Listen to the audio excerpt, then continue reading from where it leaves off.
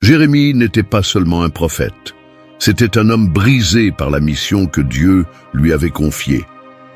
Alors que beaucoup pensent que l'appel divin est toujours accompagné d'honneur, de gloire et de miracles, Jérémie a découvert l'inverse, le rejet, l'humiliation et la souffrance. Il a été haï pour avoir dit la vérité, persécuté pour son obéissance et jeté dans une citerne pour avoir refusé de se compromettre.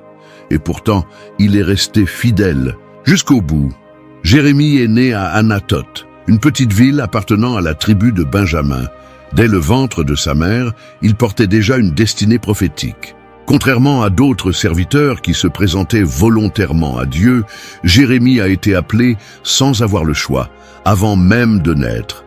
Dieu lui-même déclara « Avant que je t'ai formé dans le ventre de ta mère, je te connaissais, et avant que tu sois sorti de son sein, je t'avais consacré, je t'avais établi prophète des nations. » Jérémie 1,5.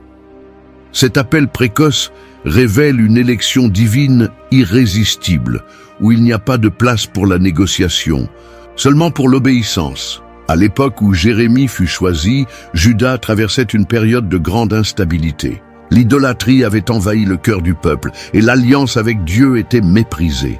Les crises politiques se succédaient, et les rois se souciaient peu de la justice et de la loi du Seigneur. C'est dans ce contexte troublé qu'un jeune homme timide et plein de doutes est appelé à devenir la voix même de Dieu. Mais Jérémie ne se sentait pas capable d'assumer cette mission. Sa première réaction fut celle de la peur. « Ah, Seigneur éternel, voici, je ne sais point parler, car je suis un enfant. » Jérémie 1,6. Jérémie n'était pas un orateur, il n'avait ni statut ni influence. Tout ce qu'il possédait, c'était un profond sentiment d'insuffisance. Et pourtant, Dieu ne retira pas son appel. Au contraire, il répondit avec force et tendresse, « Ne dis pas, je suis un enfant, car tu iras vers tous ceux auprès de qui je t'enverrai, et tu diras tout ce que je t'ordonnerai.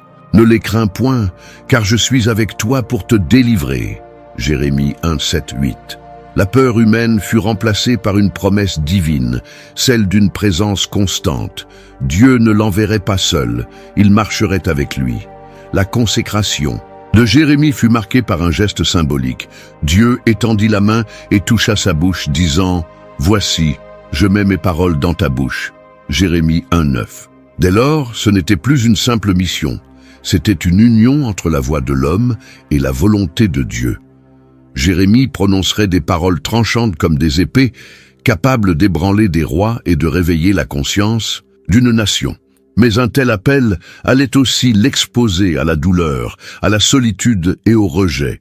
Avec la mission confirmée, Jérémie comprit que sa vie ne serait jamais ordinaire.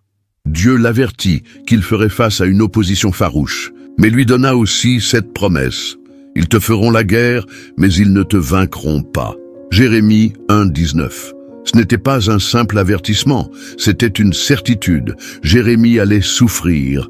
Il serait haï pour dire la vérité, calomnié pour défier l'ordre établi et agressé pour avoir désobéi aux traditions religieuses. Il ne serait pas seulement le porte-parole de Dieu, il deviendrait aussi le reflet de la douleur divine face à la rébellion de son peuple. Encore jeune, Jérémie vit le roi Josias tenter une réforme religieuse. Mais malgré les efforts sincères du roi, le cœur du peuple restait corrompu. C'était un repentir de façade, une foi automatique. Jérémie comprit que sa mission ne serait pas d'inspirer des applaudissements, mais de dénoncer les péchés cachés. Le message que Dieu lui avait confié était lourd, impopulaire et dérangeant. Le prophète n'annonçait pas la prospérité ni la victoire. Il annonçait la ruine, l'exil et la nécessité d'un véritable repentir. Le poids de l'appel a façonné le caractère de Jérémie.